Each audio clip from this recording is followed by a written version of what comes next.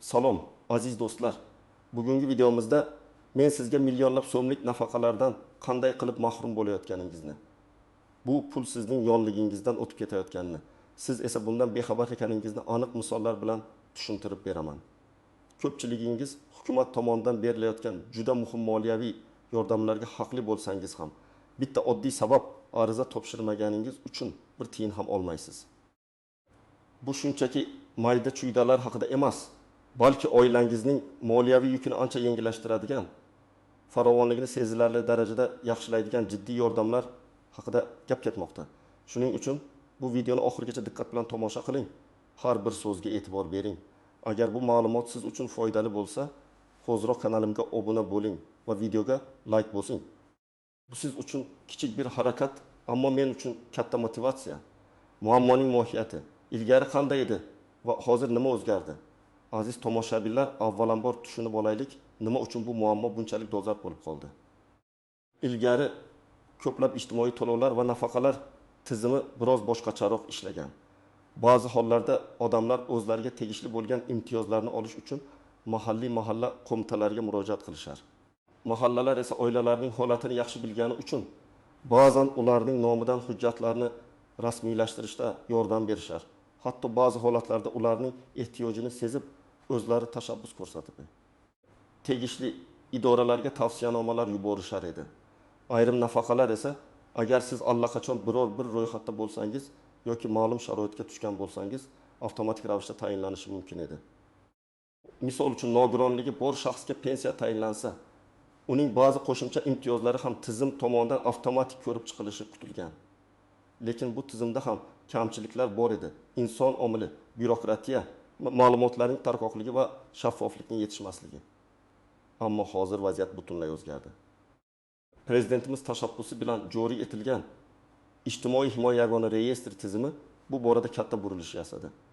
Bu tizimning asosiy maqsadi ijtimoiy yordamni chinakam ehtiyojmand oilalarga aniq va shaffof tarzda yetkazishdir. Endi hukumat har bir fuqaroning daromadi, oilaviy sharoiti va boshqa tegishli ma'lumotlarni yagona elektron bazada jamlab tahlil qila oladi. Bu juda katta qulaylik, chunki endi har bir fuqaro o'zining ijtimoiy holatini qayta tasdiqlash uchun turli idoralarga yugurib yurishiga hojat qolmaydi. Tizimning o'zi sizning ehtiyojmandlik darajangizni aniqlaydi.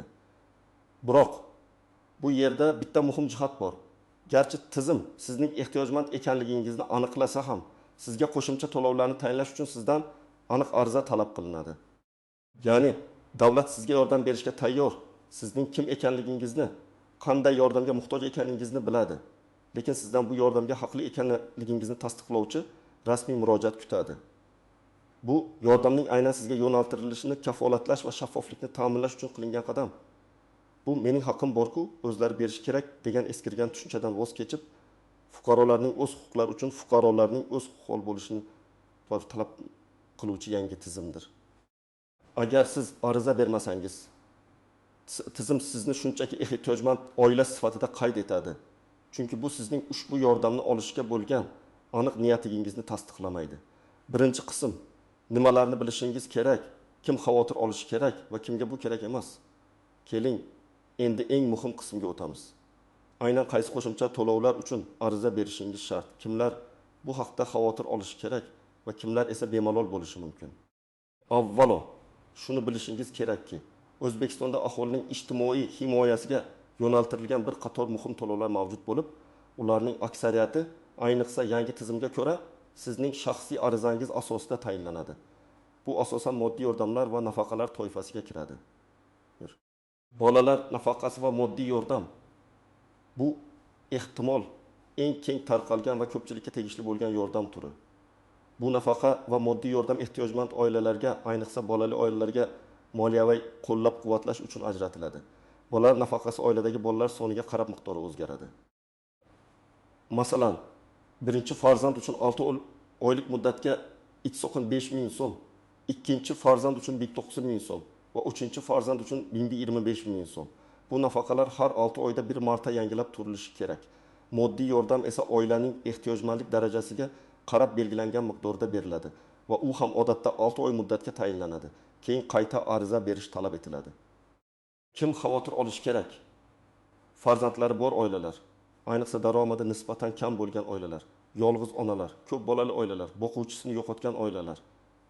Agar sizning oilangizda bolalar bo'lsa va daromadingiz belgilangan me'yordan past bo'lsa, siz albatta ariza topshirishingiz shart.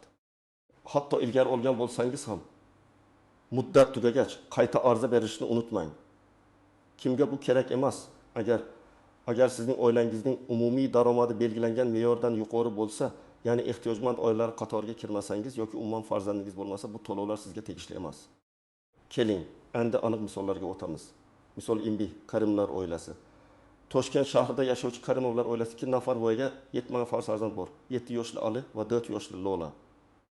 Oilaning umumiy oylik daromadi ota va onaning maoshlarini hisobga olganda 3 million so'm tashkil etadi.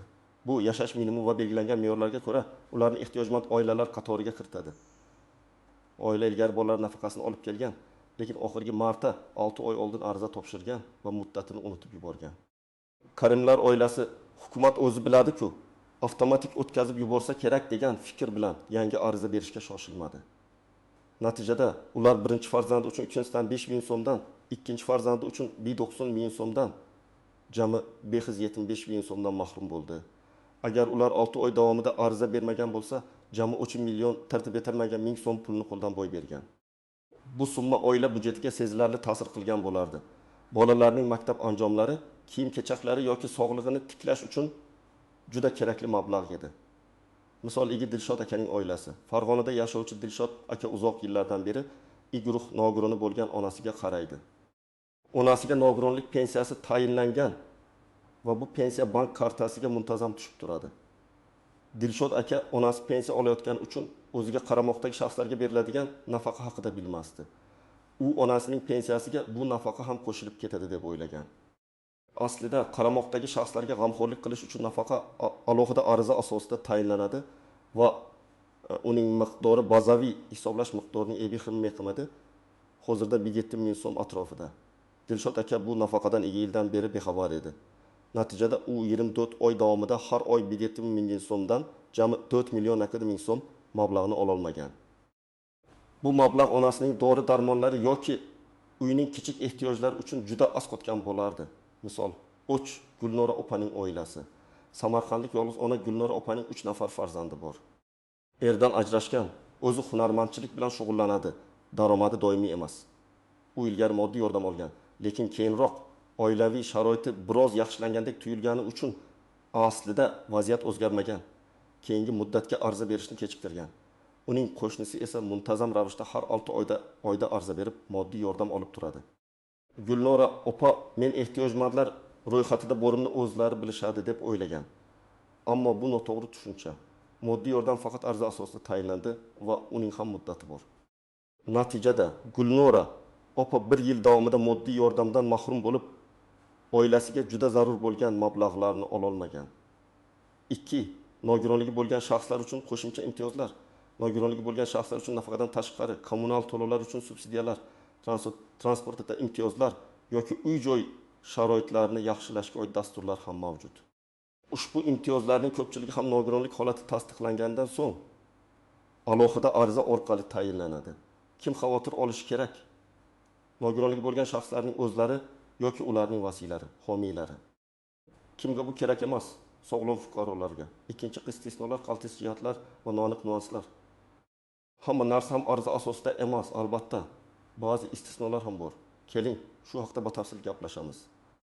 Istisnolar: ba'zi to'lovlar avtomatik tarzda tizimda ro'yxatdan o'tganingizdan so'ng va aniq mezonlarga javob bersangiz amalga oshiriladi. Masalan, pensiya yoshi va ish staji tasdiqlangandan so'ng asosiy pensiya to'lovlari avtomatik tayinlanadi. Lekin shunga qaramay, pensiyaga chiqish uchun ham dastlabki ariza baribir talab qilinadi. Ba'zi turdagi davlat mukofotlari yoki bir martalik favqulodda yordamlar, masalan, tabiiy ofatlar vaqtida beriladigan kompensatsiyalar ayrim hollarda alohida arizasiz hukumat tashabbusi bilan tayinlanishi mumkin. Ba'zi imtiyozlar bevosita naqd pul to'lov emas, balki chegirmalar yoki soliq imtiyozlari shaklida bo'ladi.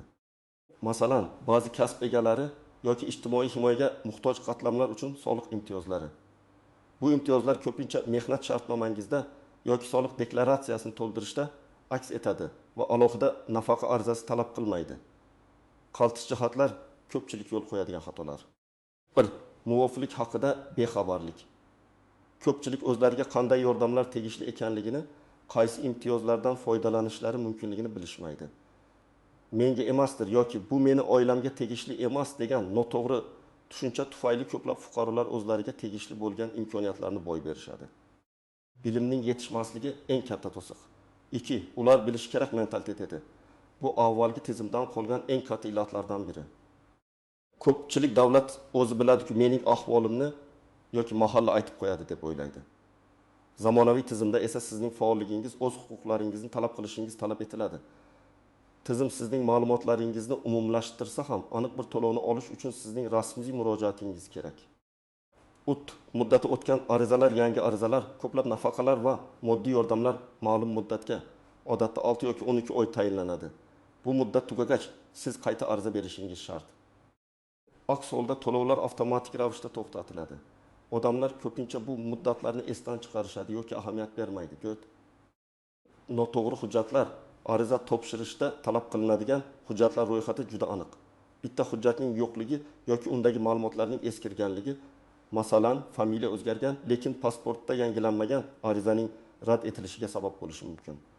Natijada siz yana yugur qilib vaqt yo'qotasiz. 5. Raqamli bo'linish.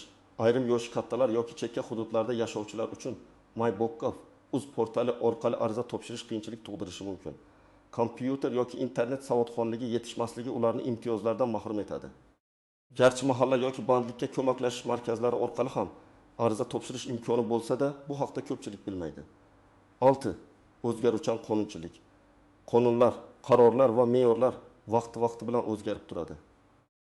Ilgari avtomatik bo'lgan narsa bugun ariza talab qilishi mumkin yoki aksincha yangiliklardan xabardor bo'lish muhim. Noaniq nuanslar. 1. Daromad chegaralari. Ehtiyojmandlikni aniqlashda oilaning jami daromadi hisobga olinadi. Bu daromadga nafaqat rasmiy ish haqi, balki tadbirkorlik faoliyatidan olingan daromad, ijara haqi, dehqon xo'jaligi daromadlari va hatto chet eldagi qarindoshlardan keladigan pul o'tkazmalari ham kiradi. Bu hisob kitoblar juda murakkab bo'lishi mumkin va ko'pchilik aynan shu yerda adashadi. Ba'zi norasmiy daromadlar yoki mavsumiy ishlar hisobga olinmay qoladi. Yoki aksincha hisobga olinishi kerak bo'lgan daromadlar kiritilmaydi. 2.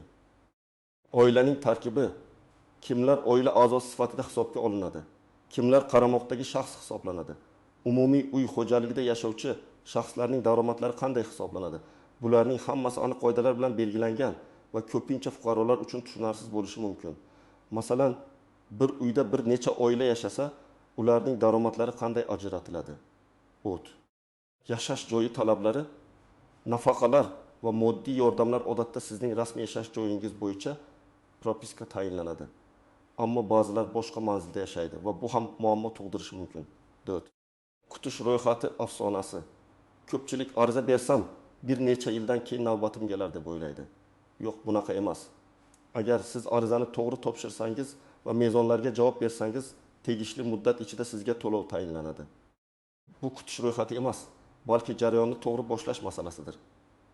Amaliy maslahatlar, tomoshabin nima qilish kerak? Xo'sh, endi bilasizki, ariza topshirmasdan turib ko'plab to'lovlarni ola olmaysiz. Unda nima qilish kerak? Keling, aniq bosqichma-bosqich ko'rsatmalar beraman. Birinchi qadam, o'z imtiyozingizni tekshiring. Qayerda? Birinchi navbatda O'zbekiston Respublikasi hukumat portali MyBokkov uz saytiga kiring. Bu yerda ijtimoiy himoya bo'limiga o'ting.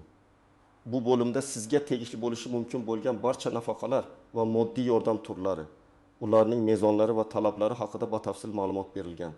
Nimalarni qidirish kerak? Bolalar nafaqasi, moddiy yordam, nogironlik nafaqasi, qaramoqdagi shaxslarga g'amxo'rlik qilish uchun nafaqa kabi nomlarga e'tibor bering. Har birining batafsil tavsifini o'qing. Kimlar haqli ekanligini, qanday daromad cheklovlari borligini tushunib oling. Agar internetdan foydalanishda qiynalsangiz, binosiga, mahalla fuqarolar yig'ini, shahardagi aholini ijtimoiy himoya qilish bo'limiga murojaat qiling. U yerdagi xodimlar sizga to'g'ri yo'nalish berishadi. Ikkinchi qadam, kerakli hujjatlarni to'plang. Bu eng muhim qadamlardan biri.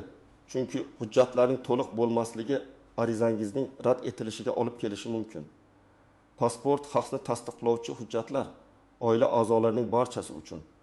Tug'ilganlik haqidagi guvohnomalar bolalar uchun. Nikoh yoki ajrim haqidagi guvohnoma agar mavjud bo'lsa. Daromad to'g'risidagi ma'lumotnomalar, ish haqi ma'lumotnomasi oxirgi 2 oy uchun tadbirkorlik faoliyatidan olingan daromad haqida ma'lumot, qishloq xo'jaligi mahsulotlari sotishdan tushgan daromad manbalaridan ma'lumot olishga harakat qiling. Chunki ular ehtiyojmandlik darajani aniqlashda hisobga olinadi. Nogironlik haqidagi ma'lumotnoma agar oilada nogironligi bor shaxs bo'lsa, bank hisobvarag'i rekvizitlari, nafaqa va yordam puli o'tkaziladigan kartaning raqami, uy-joyga egalik huquqi yoki ijara shartnomasi hujjatlari, vasiylik yoki homiylik haqidagi hujjatlar. Agar bo'lsa, agar my.gov.uz orqali murojaat qilsangiz, ko'pchilik hujjatlar tizimda avtomatik ravishda mavjud bo'ladi, lekin ba'zilari, masalan, nodavlat tashkilotlardan olingan daromad haqidagi ma'lumotnomalarni, shuning uchun barcha hujjatlarning elektron nusxalarini skaner qilingan yoki sifatli fotosuratlar tayyorlab qo'ying. 3-qadam, onlayn usul eng tezkor va qulay. my.gov.uz portaliga shaxsiy identifikatsiya raqamingiz, JSHR va parolingiz bilan kiring. Agar ro'yxatdan o'tmagan bo'lsangiz, albatta ro'yxatdan o'ting. So'ng ijtimoiy himoya bo'limiga o'ting. U yerda o'zingizga tegishli bo'lgan nafaqa yoki moddiy yordam turini tanlang. Elektron arizani to'ldiring. Talab qilingan joylarga barcha ma'lumotlarni kiriting va hujjatlarning elektron nusxalarini yuklang. Arizani yuborish tugmasini bosishdan oldin barcha ma'lumotlarni diqqat bilan tekshiring. Bu sizning uydan chiqmasdan turib ishingizni bitirish imkoniyatingiz. Offline usul. Agar internetdan foydalanishda qiynalsangiz, mahallangizdagi MF ga murojaat qiling.